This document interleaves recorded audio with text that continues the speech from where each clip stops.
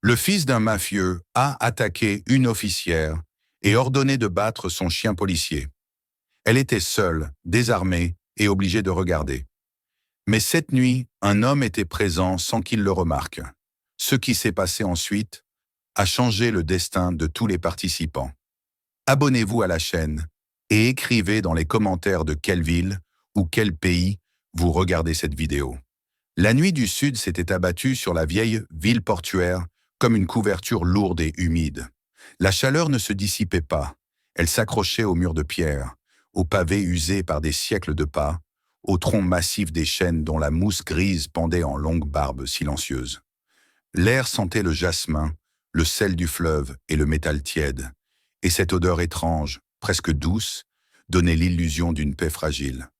Sous les rares réverbères à gaz, la lumière formait des îlots dorés, laissant entre eux des poches d'ombre si profondes qu'elles semblaient prêtes à avaler tout ce qui s'y aventurait. La ville aimait se montrer belle à cette heure-là, comme si elle cherchait à masquer ce qu'elle cachait dans ses replis. Pour l'officier Macy Carter, cette beauté n'était jamais un apaisement. Elle marchait avec cette vigilance tranquille, propre à ceux qui ont appris à ne pas se fier aux apparences. À 26 ans à peine, elle avait déjà le port et la retenue de quelqu'un qui avait compris que l'ordre n'existe que parce qu'il est sans cesse menacé. Sa casquette de police ombrageait un visage concentré, ses cheveux étaient tirés avec rigueur, et chacun de ses gestes obéissait à une logique précise. Elle n'avançait pas au rythme de la nuit, mais à celui de la procédure. À ses côtés, dans le compartiment du véhicule K9, reposait Ranger, son partenaire, un berger allemand aux yeux attentifs, toujours éveillé, toujours en train de lire le monde à sa manière.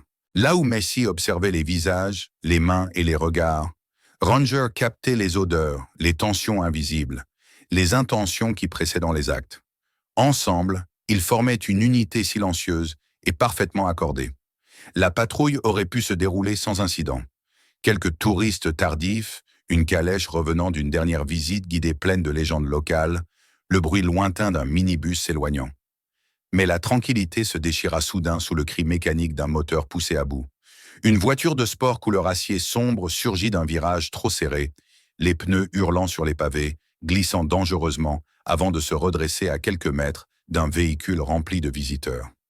Le conducteur ne ralentit presque pas, comme si la peur et la responsabilité ne faisaient pas partie de son monde. Macy alluma les gyrophares sans hésitation. La sirène fendit l'air en une note brève et tranchante, imposant sa présence. Dans cette rue étroite, il n'y avait pas d'échappatoire.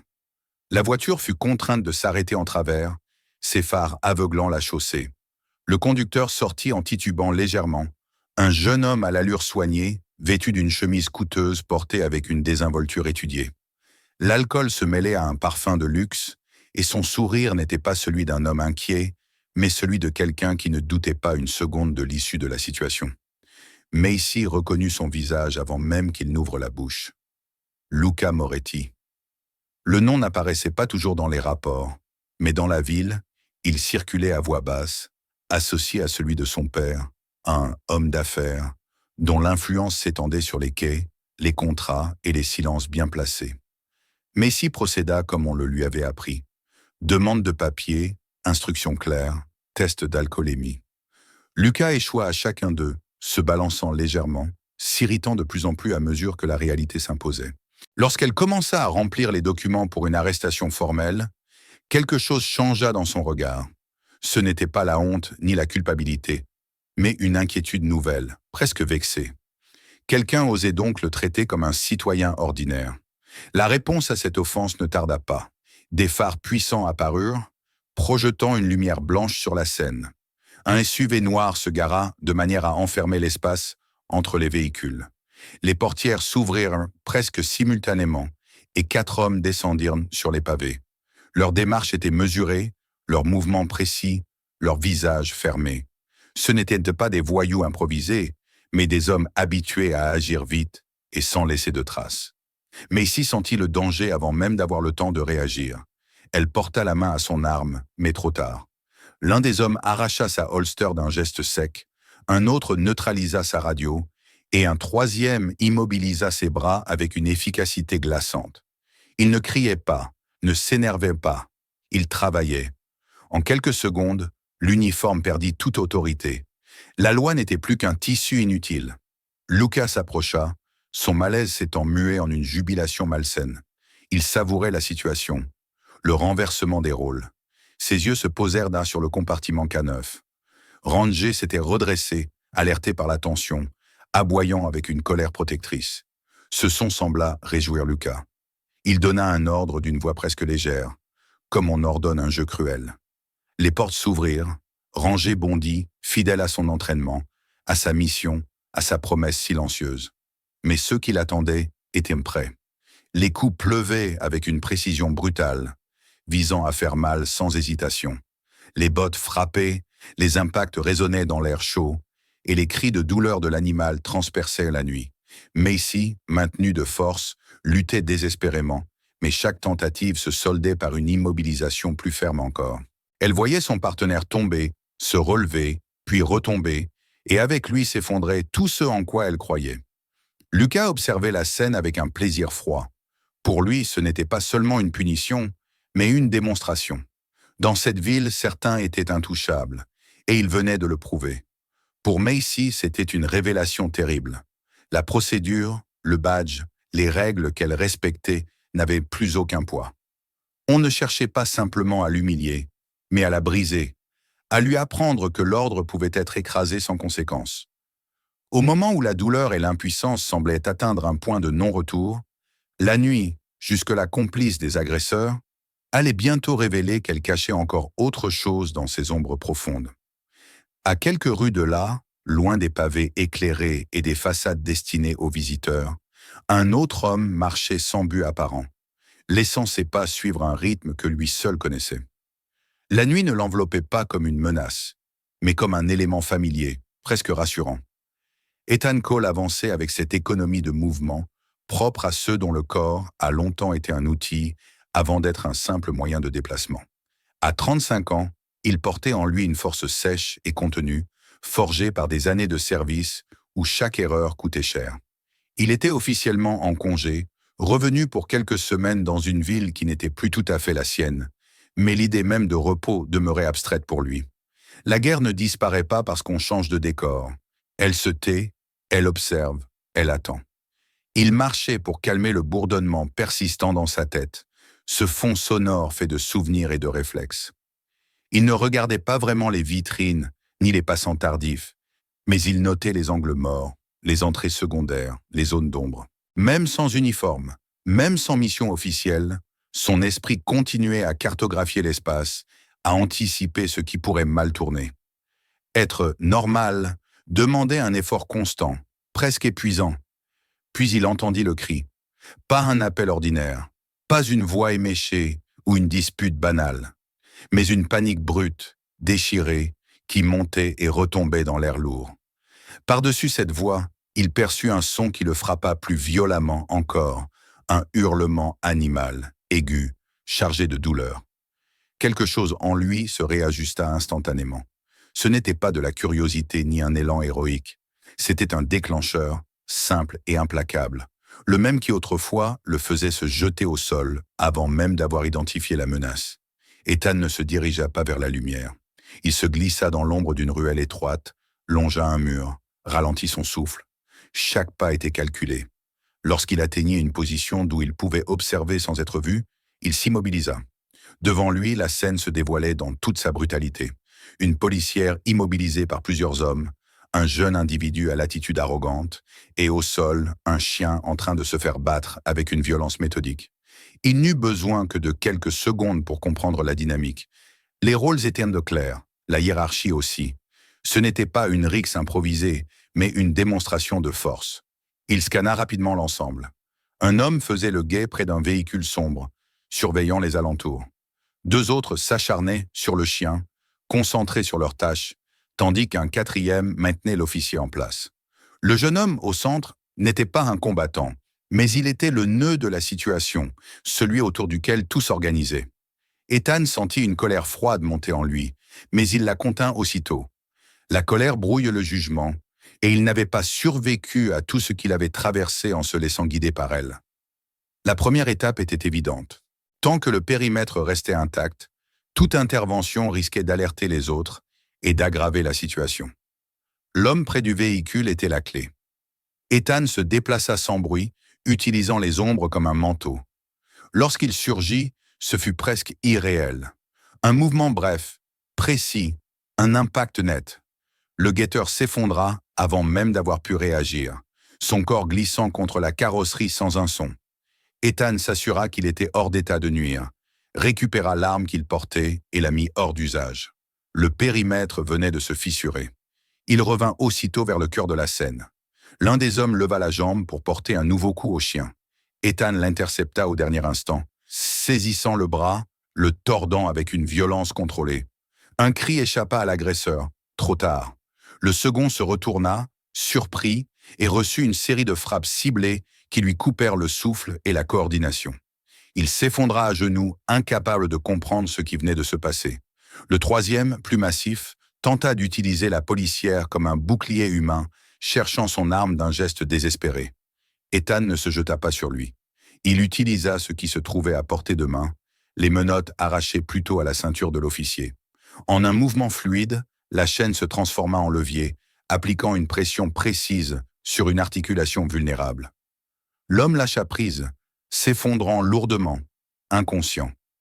La policière, enfin libre, tomba à genoux, haletante, ses yeux rivés sur son partenaire à quatre pattes. Le jeune homme, Luca, resta figé. Son assurance s'était évaporée, remplacée par une peur presque enfantine. Il fit un pas en arrière, cherchant une échappatoire. Ethan ne lui accorda qu'un regard fugace. Le temps n'était pas à la confrontation symbolique. Le chien gisait au sol, respirant difficilement, et chaque seconde comptait. Ethan s'agenouilla près de l'animal, posa une main ferme sur son flanc, écouta, palpa. Les côtes étaient brisées, il le sentait. Le souffle était court, irrégulier. Il y avait du sang. Pourtant, il y avait encore une lueur de vie, une résistance obstinée qui refusait de céder. Il lança un regard à l'officier, qui tentait de se ressaisir malgré le choc. Sans perdre de temps, il chargea le chien dans le véhicule, indiqua l'adresse de la clinique vétérinaire ouverte toute la nuit. Le trajet se fit à une vitesse contrôlée, rapide sans être suicidaire. Ethan conduisait comme il avait appris à le faire en zone hostile, anticipant chaque intersection, chaque possible obstacle. À l'intérieur, l'officier serrait les dents, muré dans un silence tremblant, une main posée sur le corps de son partenaire comme pour le retenir dans ce monde. Lorsqu'ils arrivèrent enfin, la lumière blanche et clinique du bâtiment trancha brutalement avec l'obscurité précédente. Les vétérinaires agirent sans délai. Les mots qu'ils prononcèrent étaient techniques, précis, mais leur sens était clair. Fractures multiples, un poumon perforé, hémorragie interne. Une opération immédiate était la seule option. L'officier signa les autorisations d'une main qui tremblait, comme si elle scellait à la fois un espoir et une condamnation. Puis vint l'attente, longue, cruelle, ponctuée par le tic-tac imaginaire de chaque minute qui passait. Ethan s'occupa des formalités, parla calmement, paya sans discuter. Il savait qu'il était inutile de débattre avec le temps.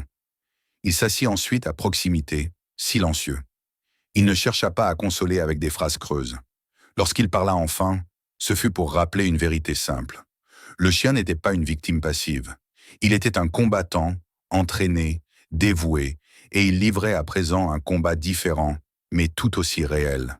Cette idée n'effaça pas la peur de l'officier, mais elle lui donna quelque chose à quoi se raccrocher. Quand la porte de la salle d'opération se referma, la nuit semblait soudain moins lourde, mais plus incertaine. La violence de la rue venait de céder la place à une autre forme de tension, plus silencieuse, plus insidieuse. Tous deux comprenaient, sans avoir besoin de se le dire, que ce qui venait de se produire n'était qu'un prélude.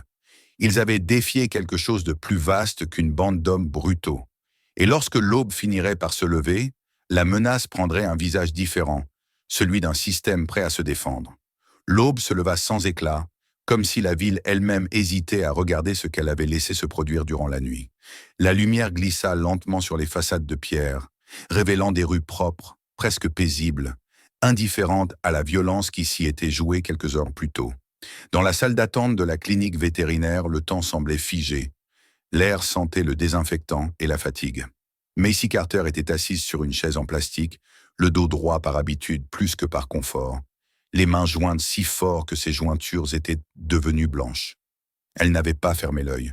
Chaque battement de son cœur lui rappelait celui qu'elle guettait derrière une porte close, là où Ranger luttait pour rester en vie. Lorsque le vétérinaire sortit enfin, son visage ne portait ni triomphe ni désespoir. Il annonça les faits avec cette honnêteté prudente qui n'offre pas de faux espoirs, mais ne les retire pas non plus. L'opération avait été longue, compliquée. Les fractures avaient été stabilisées, le poumon réparé autant que possible. Les prochaines heures seraient décisives, mais pour l'instant, Ranger respirait. Ce simple mot, respirer, fit vaciller Messi. Elle sentit la tension accumulée se fissurer, laissant passer des larmes qu'elle n'avait pas autorisées jusque-là.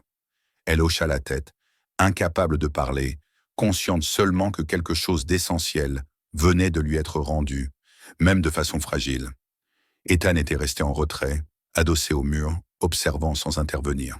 Il avait appris depuis longtemps que certaines batailles ne se livrent pas à plusieurs. Quand il croisa le regard de Macy, il n'y lut pas seulement de la gratitude, mais aussi une fatigue profonde, presque ancienne. Ils ne s'échangèrent que quelques mots, sobres, nécessaires. Puis la réalité reprit ses droits, implacable. Plus tard dans la matinée, au commissariat, Macy découvrit à quel point la nuit avait été trompeuse. Elle avait cru, l'espace d'un instant, que l'intervention d'Ethan, la gravité de l'agression, suffirait à déclencher une réaction proportionnée. Mais le nom de Luca Moretti apparut sur un écran, accompagné d'un statut qui la glaça. Libéré. Les mots semblaient irréels, presque absurdes. Il n'y avait pas de colère immédiate, seulement une sensation de vide, comme si le sol venait de se dérober sous ses pieds. Le capitaine Daniel Hargraves l'a reçu dans son bureau. C'était un homme usé par les années de service, droit sans être rigide, honnête sans illusion. Il ne chercha pas à embellir la situation. Il expliqua calmement ce que Macy pressentait déjà. La famille Moretti ne se contentait pas d'intimider par la violence directe. Elle possédait des parts, des contrats, des fondations caritatives et surtout des relations capables de transformer un crime évident en incident flou. Le danger ne résidait pas seulement dans leurs hommes de main, mais dans leur capacité à effacer les choses, les dossiers, parfois même les personnes. Peu après, alors qu'elle quittait le bâtiment, un homme s'approcha d'elle sur le parking. Il était impeccablement vêtu, son sourire mesuré, presque bienveillant. Adrian Voss se présenta comme l'avocat de la famille Moretti.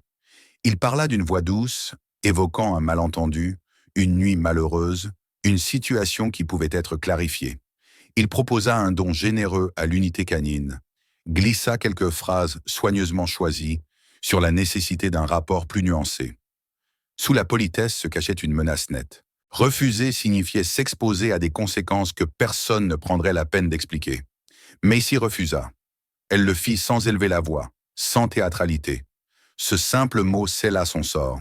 Les jours qui suivirent furent une démonstration méthodique de ce que signifiait être isolé. On lui retira son arme, ses accès, puis on l'envoya en congé forcé. Officiellement, il s'agissait de la protéger. En réalité, on l'éloignait. Lorsqu'elle revint, ce ne fut pas pour patrouiller, mais pour classer de vieux dossiers dans un sous-sol poussiéreux, loin des regards et des décisions. Certains collègues évitaient désormais son regard, comme si sa présence seule pouvait attirer l'attention indésirable de forces trop puissantes. Chez elle, la nuit n'apportait aucun réconfort. Les murs semblaient trop fins, les fenêtres trop basses. Chaque bruit devenait suspect. C'est là qu'Ethan réapparut, sans fracas, presque naturellement, comme s'il n'était jamais vraiment parti. Il examina l'appartement avec un œil critique, identifia les faiblesses, renforça la porte, sécurisa les ouvertures. Il ne fit pas de promesses. Il expliqua simplement ce que Macy savait déjà au fond d'elle-même. Lorsqu'on isole quelqu'un, ce n'est pas pour le laisser tranquille. C'est pour le faire disparaître sans témoin. L'appel de la clinique arriva le même jour. Ranger était hors de danger immédiat. La nouvelle frappa Macy avec une force inattendue. Elle sentit quelque chose se réassembler en elle, morceau par morceau. La joie n'effaçait pas la peur, mais elle lui donnait une raison de continuer à se battre. Ethan était là lorsqu'elle reçut l'appel, silencieux, solide, une présence plus rassurante que n'importe quel discours. Mais la pression ne se relâcha pas. Une enquête interne fut ouverte, non sur l'agression dont elle avait été victime, mais sur sa conduite. On parlait d'abus de pouvoir, d'un complice inconnu qui aurait gravement blessé des agents de sécurité privée. La narration se retournait contre elle avec une efficacité redoutable. Puis une nuit, un fourgon aux couleurs d'un service municipal s'arrêta devant son immeuble. 2 hommes descendirent, portant des outils lourds, avançant avec une détermination silencieuse. Ils n'atteignirent jamais la porte. Ethan les intercepta dans l'ombre, sans éclat, sans cri, laissant derrière lui un avertissement clair pour ceux qui avaient envoyé ces messagers. Ce fut à ce moment précis que Macy comprit que la force brute ne suffirait pas. Le système qui aurait dû la protéger était devenu une arme contre elle. Ethan lui proposa alors une autre voie. Puisque Voss avait tenté de l'acheter, il pouvait l'obliger à recommencer, cette fois sous contrôle. Les faire parler, les faire agir, et surtout, tout enregistrer. Ce serait dangereux, risqué, mais c'était la seule façon de les forcer à sortir de l'ombre. Alors que la ville poursuivait sa vie comme si de rien n'était, Macy et Ethan se préparèrent. Ils savaient désormais que l'affrontement à venir ne se jouerait pas seulement sur le terrain de la violence, mais sur celui de la vérité, exposée au moment précis où il serait impossible de la nier. La décision fut prise sans emphase, presque dans le silence. Il n'y eut ni serment solennel, ni illusion héroïque, seulement la lucidité froide de ceux qui ont compris qu'ils n'avaient plus d'autre choix. Macy savait désormais que rester droite ne suffisait pas. La droiture, seule, l'avait conduite à l'isolement, à la menace, à la possibilité très réelle de disparaître sans bruit. Pour la première fois depuis qu'elle portait l'uniforme, elle accepta de jouer un rôle qui lui répugnait, celui de l'officier brisé, prêt à céder, à corriger un rapport, à accepter l'argent et le silence en échange d'une paix factice. Ethan s'occupa de tout ce qui ne devait pas être visible. L'enregistreur qu'il lui confia n'était lié à aucune institution, aucun serveur officiel. Une preuve indépendante, impossible à faire disparaître par un simple coup de téléphone. Il lui expliqua calmement ce qu'il attendait d'elle. Ne pas provoquer, ne pas se défendre trop tôt, laisser les mots venir d'eux. Son rôle serait de rester en vie et de tenir jusqu'au moment où la vérité se dévoilerait d'elle-même. Le sien serait d'observer, d'anticiper et d'intervenir uniquement si la situation basculait irrémédiablement. Le lieu de la rencontre ne fut pas choisi au hasard. Un ancien entrepôt au bord du fleuve, propriété de l'une des sociétés écrans de la famille Moretti. Un bâtiment oublié du public, mais parfaitement connu de ceux qui savaient où regarder. Le métal rouillé grinçait sous l'effet de l'humidité. Les larges travées s'enfonçaient dans une pénombre permanente, et l'odeur de l'eau stagnante se mêlait à celle de la poussière et du fer. En entrant, Macy ressentit immédiatement que quelque chose n'allait pas. L'espace était trop vaste, trop silencieux, et surtout, elle n'était pas attendue seule. Ils étaient là, dispersés, mais organisés. Des hommes en gilet, tactiques, armés, disciplinés, leurs regards balayant les hauteurs et les accès. Ce n'était pas une équipe venue négocier. C'était une unité prête à intervenir. Luca Moretti était présent, son assurance feinte à peine dissimulée, derrière un rictus nerveux. Adrian Voss se tenait à ses côtés, toujours aussi lisse, mais son regard trahissait une vigilance accrue. Ils n'étaient pas venus acheter son silence. Ils étaient venus clore définitivement une affaire devenue trop dangereuse. Dans l'ombre, Ethan avait déjà compris. La manière dont les hommes se positionnaient, la façon dont ils contrôlaient les angles, tout indiquait une embuscade. Il tenta de transmettre un signal de repli, mais il sut aussitôt qu'ils étaient repérés. La marge de manœuvre se réduisait à une seule option, retirer à l'ennemi ce qui faisait sa force, la lumière. Le premier coup partit sans avertissement, visant non pas un homme, mais un point précis du réseau électrique. L'entrepôt plongea dans une obscurité totale, brutale, écrasante. Les cris de surprise résonnèrent, suivis par l'activation frénétique des lampes montées sur les armes. Des faisceaux blancs jaillirent, tranchant la nuit comme des lames, révélant exactement ce qu'ils cherchaient à dissimuler. Ethan se déplaçait déjà, invisible, rapide, neutralisant celui qui devait surveiller l'extérieur, coupant toute possibilité de fuite ou de renfort. À l'intérieur, le chaos se transformait en combat. Macy, privée de vision nocturne, s'appuya sur ce qu'elle connaissait le mieux. La mémoire du corps, l'entraînement, la respiration contrôlée. Elle se déplaçait lentement, évitant de paniquer, utilisant les piliers, les murs, les caisses abandonnées comme point d'appui. Les ordres hurlés par les hommes perdaient en cohérence à mesure que l'obscurité les désorientait. Chaque faisceau allumé devenait une cible potentielle. Ethan frappait sans s'acharner. Il ne cherchait pas la destruction, mais la neutralisation. Un coup précis, un bruit métallique provoqué au bon endroit. Un effondrement de structures partielles suffisait à désorganiser un groupe trop sûr de sa supériorité. Les hommes de Moretti n'étaient même pas préparés à combattre sans visibilité, sans certitude, sans domination psychologique. Leur discipline se fissurait, remplacée par une tension maladroite. Lorsque la confrontation se resserra autour de Lucas, il ne restait plus qu'un garde à ses côtés. Macy sentit le moment.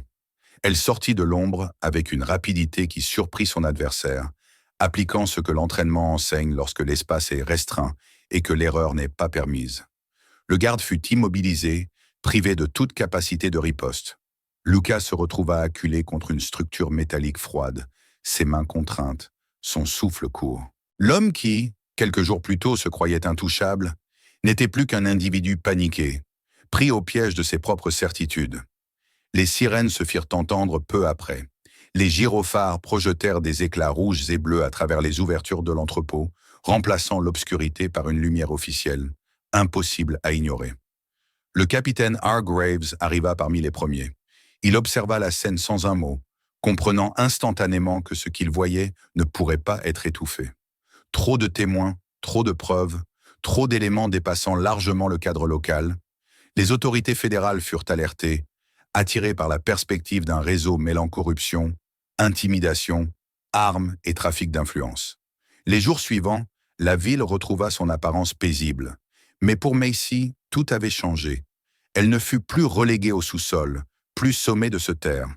Rangée sortie de la clinique, encore affaiblie, une sangle de maintien autour du torse, mais vivant. Dans un parc discret, elle lança une balle qui l'attrapa maladroitement, avant de revenir vers elle, le regard intact. Ce regard qui disait qu'ils étaient de nouveau une équipe. Ethan passa une dernière fois. Il ne fit pas de discours, ne chercha pas de reconnaissance. Il vérifia les serrures, les délais, les points faibles, laissant derrière lui non pas des promesses, mais une sécurité concrète.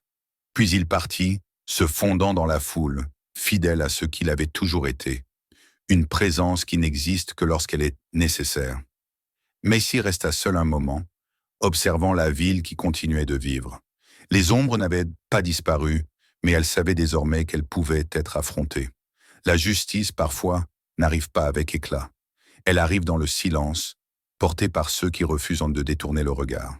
Et lorsqu'elle passe, elle ne laisse pas de légende, seulement des vies sauvées, une vérité révélée et la certitude que le choix de ne pas se vendre existe encore. Si cette histoire vous a touché, soutenez la chaîne. Abonnez-vous pour ne pas manquer la suite et d'autres histoires. Partagez cette vidéo avec ceux à qui il est important de rappeler que la justice existe toujours. Et écrivez dans les commentaires depuis quelle ville ou quel pays vous regardez.